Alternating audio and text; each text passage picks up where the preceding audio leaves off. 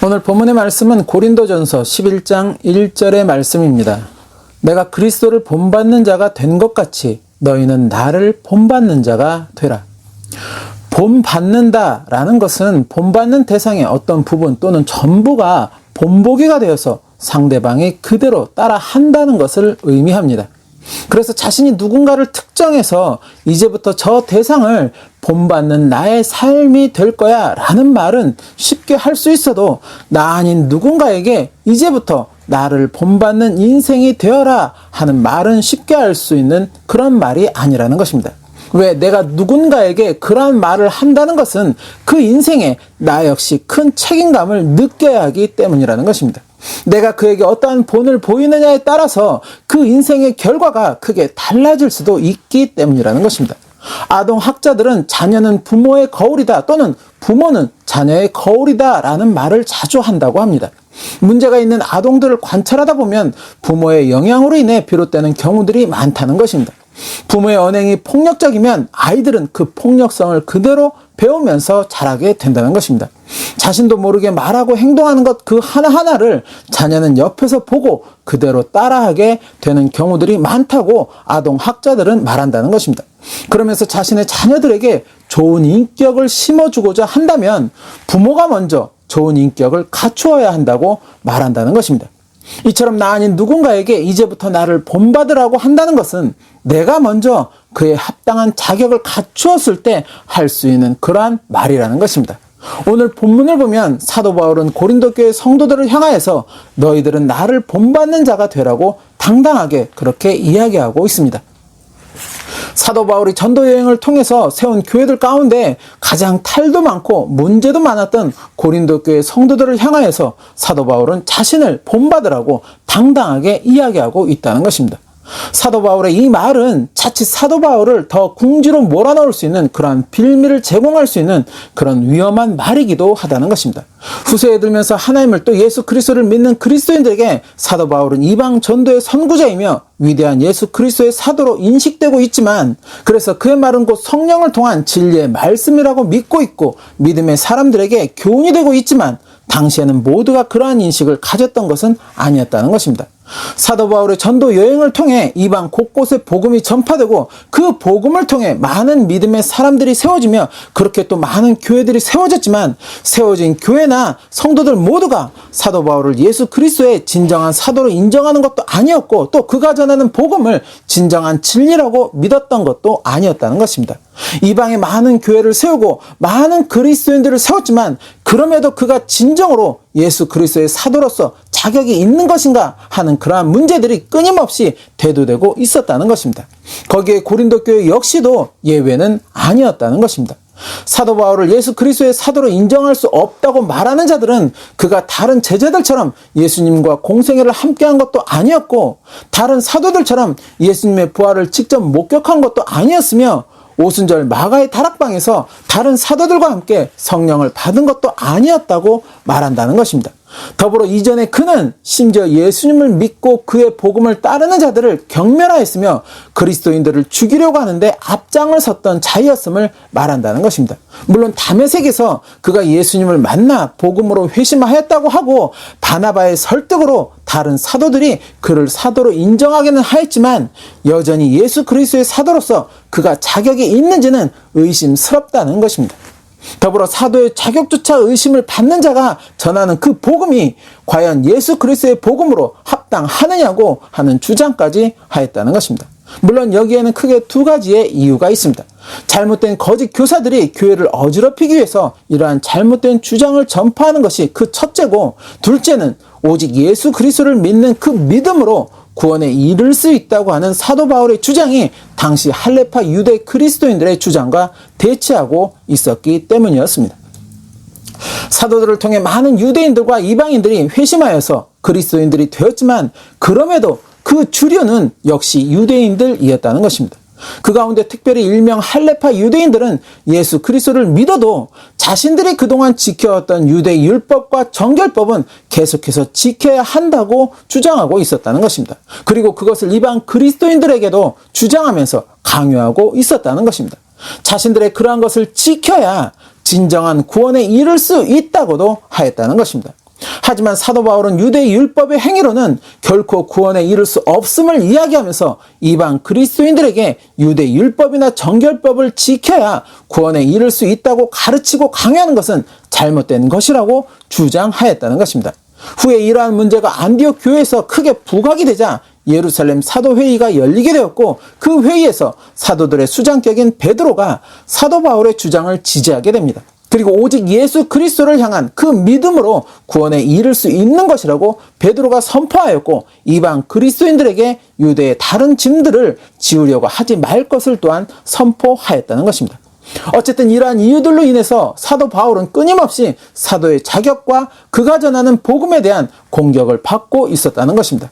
그래서인지 사도 바울의 서신에는 자신이 예수 그리스도의 사도가 된다는 것을 분명하게 명시하면서 그 내용을 시작하고 있는 그 특징을 볼 수 있다는 것입니다.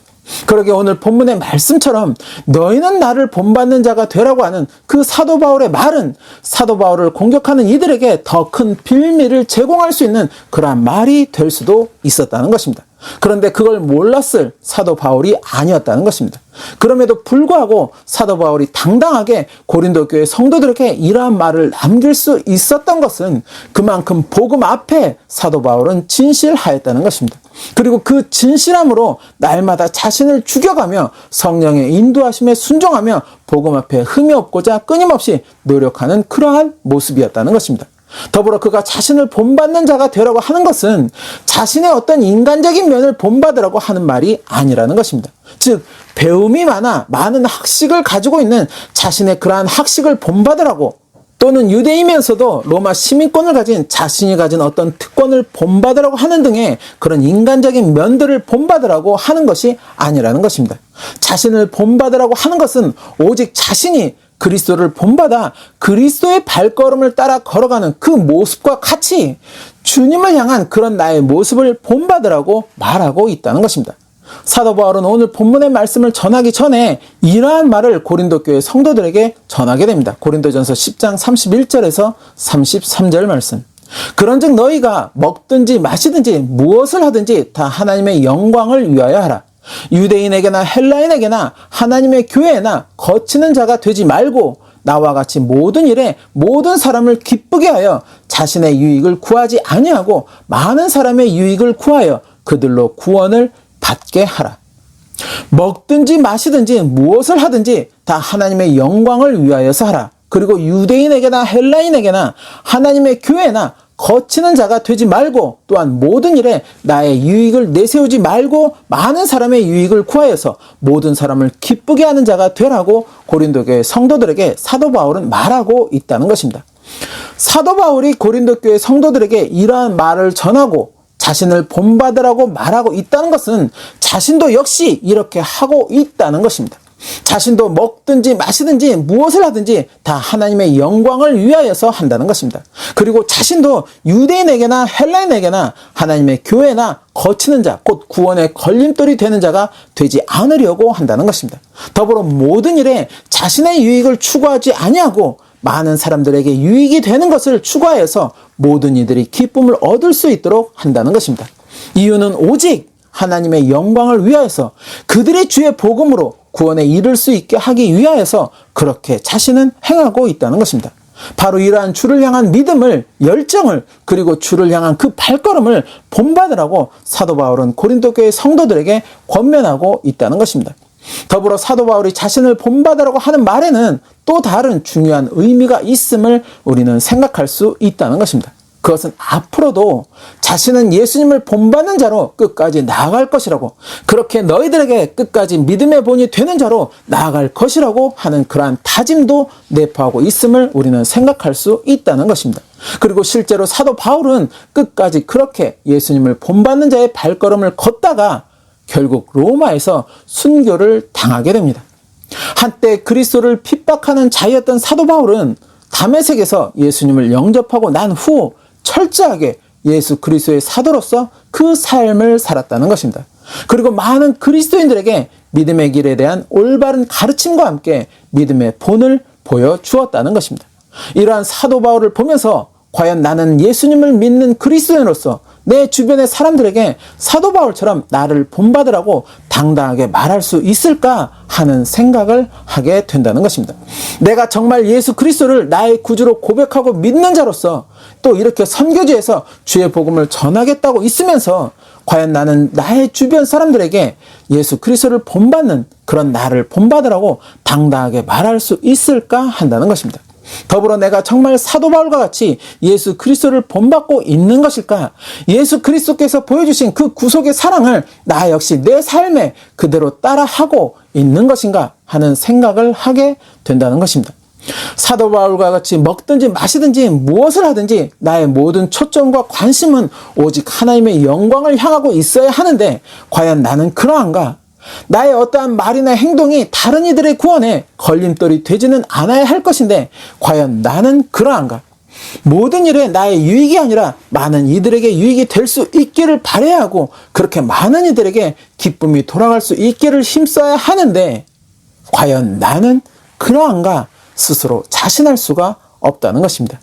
사도 바울과 같이 날마다 자신을 죽이며 그렇게 말씀 앞에 진실되기를 또 흠이 없기를 힘써야 할 것인데 아직 나는 날마다 내 자신을 죽이지 못하고 있다는 것입니다.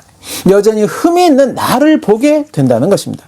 그런 나를 보면서 깨닫는 것은 나는 아직 사도 바울처럼 내 주변 사람들에게 예수 그리스도를 따르는 나를 본받으라고 당당하게 말할 수는 없을 것 같다라는 것입니다. 그러나 그럼에도 우리는 그리스도인으로서 본이 되는 삶으로 나아가야 한다는 것입니다.